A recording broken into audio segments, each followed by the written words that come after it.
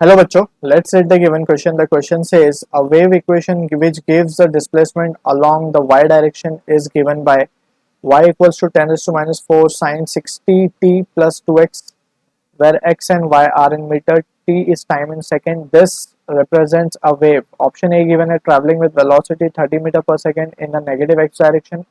Option B given है of wavelength pi meter. Option C given है of frequency 30 by pi hertz. Option D given है of amplitude 10 raise to minus 4 metre. So सबसे पहले अगर हम carefully इस expression को एनालाइज करें, so first we have to write the key concept that we will be using over here. So we can write under key concept हम कह सकते हैं कि वी हैव टू रिमेंबर और वी हैव टू नो कि जो general progressive wave का equation होता है वो होता है y equals to a sine omega t minus k x. Alright, तो यहाँ पे we have to be careful. यही एक्सप्रेशन की तरह हमें एक गिवन एक्सप्रेशन है, जस्ट वहाँ पे फर्क ये है कि we have substituted a negative sign over here. और अब यहाँ पे जो नेगेटिव साइन है इसका मतलब ये होता है कि वेव जो है वो पॉजिटिव एक्स एक्सिस में ट्रैवल कर रही है।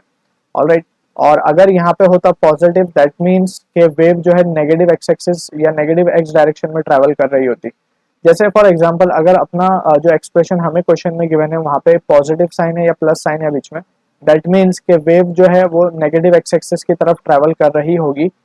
ऑलराइट, सो नाउ और यहाँ पे हम देख सकते हैं y जो है डिस्प्लेसमेंट है along y is the displacement of particle along y axis. Alright, और वेव जो है आगे की तरफ x एक्सिस में बढ़ रही है। So this is the general progressive wave equation. अब इसी एक्सप्रेशन को हम कंपेयर करेंगे with the given expression. So हम कह सकते हैं ऑन कंपैरिजन हम लिख पाएंगे। So let's take it over here. On comparison हम कह सकते हैं जो हमारे पास एम्पलीट्यूड की वैल्यू है we can clearly say it is 10 raise to minus 4। इस एक्सप्रेशन को जनरल एक्सप्रेशन से हम कंपेयर कर रहे हैं 10 raise to minus 4 metre. So from this we can say हमारा ऑप्शन डी करेक्ट है। Now further if we move, so यहाँ पे ओमेगा के जगह 60 गिवन है। So we will write omega is been given as 60।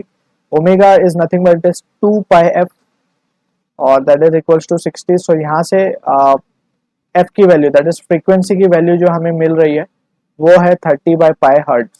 Alright, सो ये again option C के साथ मैच हो रहा है। सो ऑप्शन सी भी हमारा करेक्ट है। नाउ तो हम इसे let's put it in the box. तो हमें एक पार्ट ये मिला एम्पलीट्यूड का, एक पार्ट ये मिला फ्रीक्वेंसी का।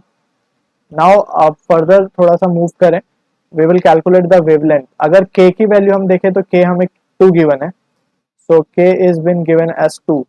k होता है wave number and its formula और expression is given by 2 pi by lambda. तो यहाँ से we can clearly see therefore जो वैल्यू आएगी वेवलेंथ की वो आएगी पाई मीटर। ऑलराइट, सो ये भी एक एक्सप्रेशन मिल चुका है। From this we can say option B भी हमारा करेक्ट है। नाउ ऑप्शन ए की अगर बात करें तो one thing is clear that is wave जो है नेगेटिव एक्स डायरेक्शन में चल रही है as we have discussed earlier. अब जस्ट हमें उसकी वेलोसिटी का वैल्यू फाइंड करना है। So velocity of a travelling wave is given by the formula v equals to n lambda. अब n हमारे पास n और f लैम्डा भी इसे कहा जा सकता है। कभी कोई बुक में frequency is denoted with f and somewhere it is denoted with n। So f हमें मिला था 30 बाय पाई और लैम्डा हमें मिला है पाई। सो फाइनली जो वेलोसिटी आ रही है वेव की वो आ रही है 30 मीटर पर सेकेंड। सो अगर हम देखें तो ये ऑप्शन भी हमारा करेक्ट ऑप्शन है। So we can say option A B C D all are correct. I hope you understood it well. All the best.